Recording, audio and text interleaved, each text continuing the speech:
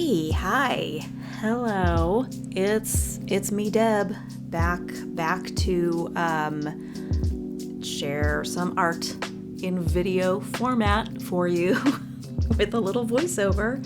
So welcome to this. Welcome to whatever this is, and welcome to me. We're painting more of these tiny little baby paintings. I think they're cute. They're I love them. I'm gonna have a hard time parting with these. I'm not gonna lie. I'm very emotionally attached to these. And oh my gosh, they take so much longer to make than you would think. Like so much longer to make, but you'll see. So let's start. We're gonna have a little fast forward, a speed painting, a time lapse, if you will. I think that's what it's called. Oh my god, a bit rusty here, with the voiceover. So bear with me, y'all. Okay, so let's start with the first one. Let's do the first time lapse. Here we go. Yeah, unfortunately, this one, I barely filmed any of it. That's all you're gonna see. That's all that you'll see. This was one of those situations. I was on a Zoom call with Parallel Pals, which is a beautiful, lovely group of folks who Zoom together to get their stuff done, or not, or just like be there and kind of co-work, do sort of a mirroring kind of thing, which is very helpful usually with people who have ADHD, or just neurodivergent anyway, and you have issues just staying on task. It's a really helpful thing. Anyway, during that Parallel Pals meeting, which is Lucy's Patreon, it's called Embrace Your Space. Highly recommend. You may have seen Lucy around if you've ever watched any of Sophie McPike's videos, and she's hanging around with a pal. It's like they're like BFFs. So if you're like, I don't know who this is and why should I trust them? Well, I mean, I'm just gonna put that there if you're like, just so you can picture who this might be. Anyway, Lucy is loosely? No. Lucy is a lovely human being. Anyway, during that Parallel Pals Zoom meeting, I was recording the time lapse of that first painting, and I hit record, and then every 20 minutes we take a break and have like a little chit chat session. And then we do another 20-minute like focus on whatever project, work, bills you're paying, whatever it is, folding laundry. And so a lot of times I'll do some drawing, or I'll edit a video or edit pictures, or, whatever it is. And I was trying to film that.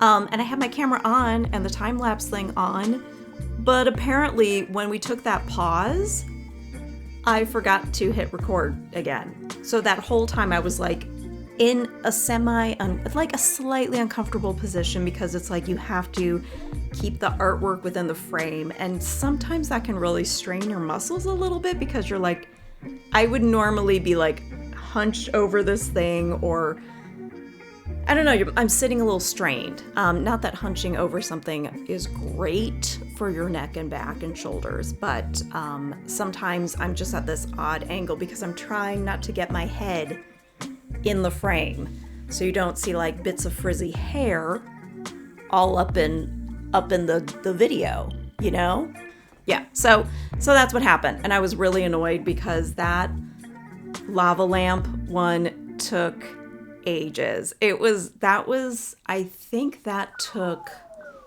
about 2.5 hours. I think each one of these paintings took about 2 to 2.5 hours, because it required so many coats of paint. Maybe I should tell you what exactly I'm doing here. I found these adorable black, pre-painted black canvas. Well, I don't know if they're painted or the material, the canvas itself was just dyed black, but I think it was pre-painted because the back of the canvas, I think, is kind of like a white still. Anyhow, I found those in the craft store, was immediately a little bummed because I wanted to get more of the white mini canvases because I thought they were perfect. And then I found these. So I decided I'm gonna need to do something poppin' with a lot of color. And I love the way this turned out. So I did an Evil Eye series. This particular Evil Eye is influenced completely by the Cuban Evil Eye. I am not Cuban, and I'm not trying to appropriate Cuban traditions or culture into my artwork, but I'm honestly, I learned about the Cuban Evil Eye, I think it was like last year. I was listening to a podcast and they were talking about it and they were describing what it looked like, and I looked it up and I was immediately like, there's something super cool about this imagery. And the idea is, from what I read and researched on the internet, and listened to some people talk about the history, it's basically not see no evil, speak no evil, but in a way. It's an evil eye, basically warding off the evil eye and warding off an evil tongue. So it's about keeping out the jealous looks, people giving you like a jealous look and wishing bad things on you, and also keeping some nasty words and gossip out of the damn mouths, you know? Keep my wife's name out of your damn mouth. Oh my. Well, you know what I mean. So I swear to God, I'm like I'm not drunk or anything, but I'm just very silly today. Perhaps another sip of coffee will help. Let's continue. So each one of these took so much longer than I thought because it's a black canvas. So you got to put like coats and coats and coats and coats and coats of paint on it.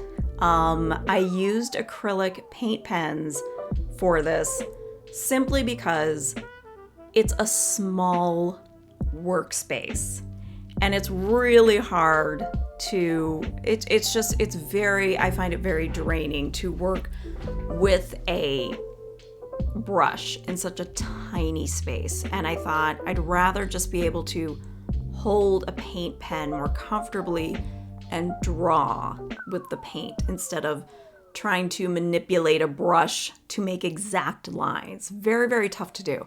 And since these are definitely more illustrative and graphic, I really wanted more precision.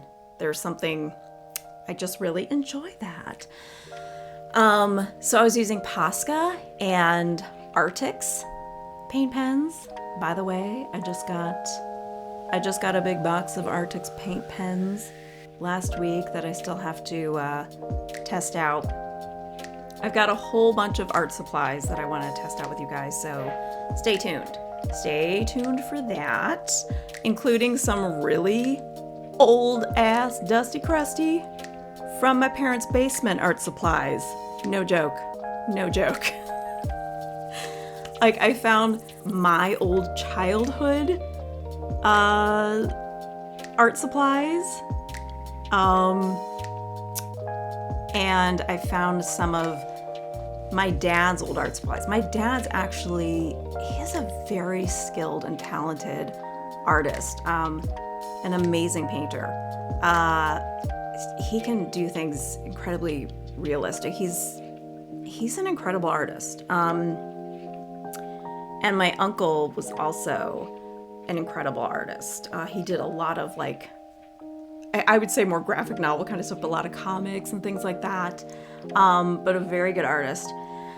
And both of them very funny. But my dad doesn't make artwork anymore. I wish he would, because I was always in awe of like the things he would make.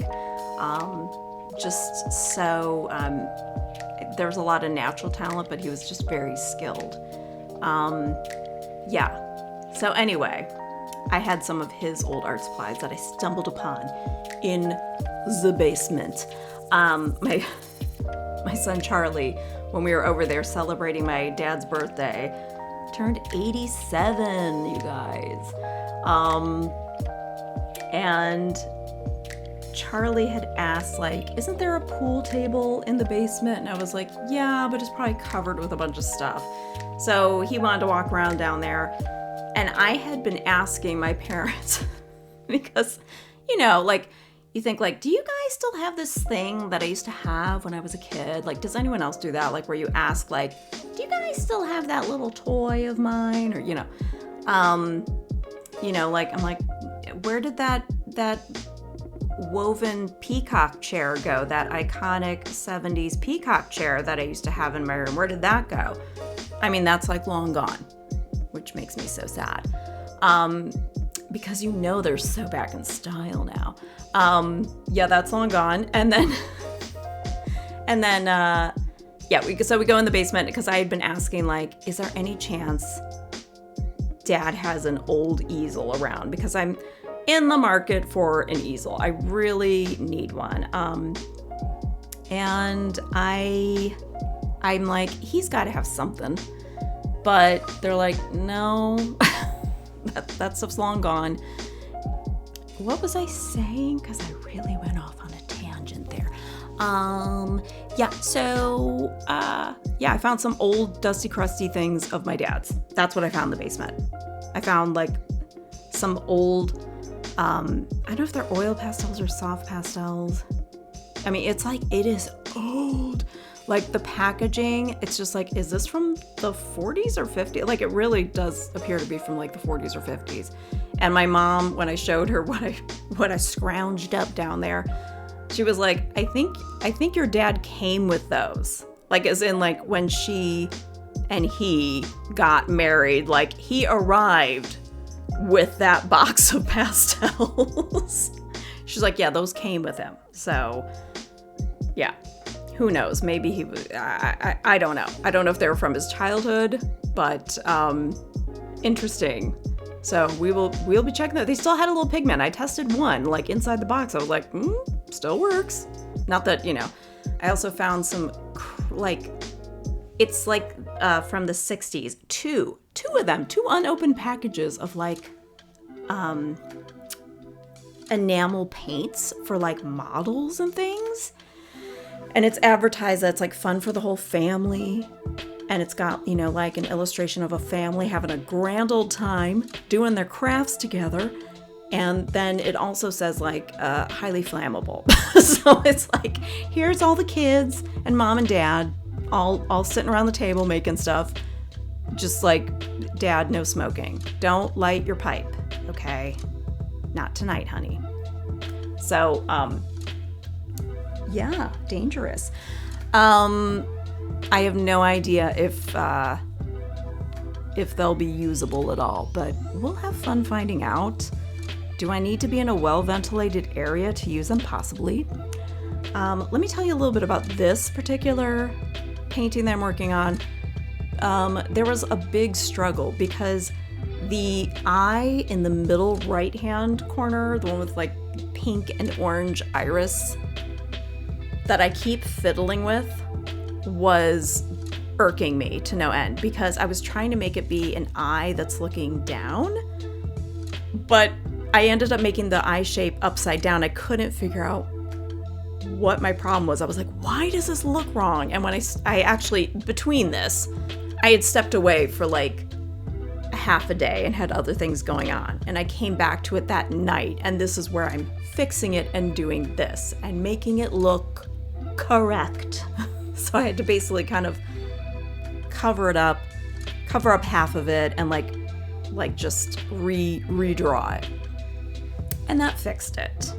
I also used, all I had for the Artix markers is black, white, gold, and silver. And I really wanted to implement a little bit of gold in there, a little razzle dazzle. So that was fun because I did do a lot of yellow, and sometimes I went back with these and added gold and things. But I was talking to, I think it was, okay, so on my Patreon we do there's a Zoom call that we do. It's open to all the patrons. So whether you're a free member or a paid member, it's open to everyone. And it's just kind of like a hangout, craft and create. So if you ever want to do it, I actually have one coming up on April 7th, Monday, April 7th at 11 a.m. So I'll put the link to my to that particular thing, that event, so you can click on it. You can join for free. You don't have to pay anything, and I will take care of the Zoom cost and everything. So it's my treat. Yeah, and we just hang out for about an hour. Sometimes we end up hanging out for almost 2 hours, you know. Just hanging out, crafting, drawing together. It was formerly known as Sunset Self-Portraits, which is when we spent that time working on self-portraits. Not that you were required to, you could do whatever you wanted. But, and then because I think a lot of us, like, sometimes would show up and be working on other things, I thought, let's just make it like an open, like, creative crafty hour. So it's called the Co-Creative Hour. Anyway, during the previous one, I think it was just me, Melissa, and Beth. And I was working on one of these. And I think Melissa, she had just gotten back from Japan. And she was working on catching up on, like, some of her self-portraits. And because she does a daily self-portrait. And Beth was working on these cute little drawings, these little, like, house sketches and stuff. They were just really cute. And I hope she makes more of them. So Beth Macri actually, she does a few different things. So she paints, she draws, she's an amazing artist. And she's also a ceramicist. I suppose that's the correct term. Correct me if I'm wrong, Beth. She makes lots of cute little figurines, like houses and mushrooms, and so sweet and adorable. And I was talking about, like, I cannot believe how long these paintings take me. I'm like, for such a small space, you know, it's like, it's not a lot of real estate. And I said, and it takes so long. And she said, yeah, miniature things take, like, longer. They take longer. And it's kind of wild to me. And she would know. She's working with tiny little baby things. So, yeah, she gets it. But this one, I really love how this one turned out. I had a couple different sketches of different eyes I wanted to draw. So, this one, I just kind of wanted to make it look like a mosaic of, I don't know, just like a tile mosaic kind of thing. And I accidentally made it, like, when I was finishing it up, I was like, this kind of looks like a sunrise or a sunset over, like, a lake with a field with, like, grass and flowers. So honestly, that wasn't the end goal, but that's all I see when I look at it now. I really love how this one turned out. I would love to make a bigger version of it. I want to make a bigger version of a lot of these. But yeah, this is one I'm heavily attached to all of them. I'm not gonna lie. I feel like I'm gonna have a hard time letting these go. But also, I'm gonna need to sell. They are for sale. They are or will be for sale when this video is up. Yeah, and the next one that I do, honey, I think this one just totally has my heart. Yeah. I ended up filming this one on my phone, so the time lapse is a little bit different. Like the video looks a little different. But I really love this one. I made a bunch of sketches on my iPad trying to practice and work out what I wanted to do, and using like a limited palette of these really bright colors, and just I think I made like 10 to 12 different thumbnails just playing around with different ideas. And I don't know, I just kind of let my brain wander and do its thing. I really, really enjoy drawing from imagination. I think it's my favorite thing. Doing abstract and drawing just from my mind, kind of stream of conscious stuff. That is a happy place for me. And this was definitely one of those. And I look at this one that I did, actually all of them, and I'm kind of surprised at how straight I was able to keep lines of it. I am surprised and not surprised. I'm kind of like, I do it all the time, like draw like this, but I really felt like, yeah, I wasn't like using a ruler. Once in a while I would put like a straight edge across if I was really having trouble, but most of the time I was just doing it, just winging it. But yeah, I this last one I really fell in love with. I adore it. I love them all. I actually really love them all. Each one I made, I was like, this is my favorite. No, this is my favorite. They're all my favorite. Damn it, I love them all. So if you love them as much as I do, consider adopting one and giving it a happy home. I will wrap it up and seal it with a kiss. Just an air kiss. I won't actually kiss it. Don't worry. I won't put my germy mouth on there. Yeah, so there you have it. There are all the new little evil eye paintings. Okay. Yeah. I guess that's it. Thanks so much for watching and for being here. If you like the vibe and you want to hang out some more, subscribe and hit the notification bell. And join me on the co-creative hour Zoom if you are so inclined. If you're feeling crafty and creative and want to hang out with art friends, we are happy to hang out with you. All right, I will see you guys very soon. I'm gonna try and see you very soon. I promise. I will try my best. I'm trying to upload more regularly. Yeah, the only reason I hadn't been uploading lately is I honestly have a backlog of video footage. I have a ton of ideas and things that are already filmed, but I was dealing with some burnout in the last 8 weeks, and I'm just starting to feel like myself again. So yeah, I'm kind of getting back. I feel like I'm getting back into the groove, but I'm also just trying to take it easy. Baby steps, but I'm feeling much better. Something in February and January just kicked my buttocks, and I was exhausted like all the time, literally falling asleep on the couch. Like in the afternoon, I could barely keep my eyes open, and then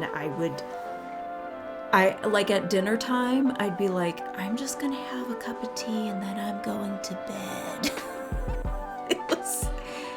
And I could not figure out what my deal was. And then I was in therapy explaining all these crazy fatigue symptoms and feelings of overwhelm and guilt and all this stuff. And my therapist was like, it sounds like you're describing burnout. And then I was like, oh yeah, I forgot I get burnt out. I do tend to burn myself out. I try really hard to catch myself before that happens, but that was kind of what was up.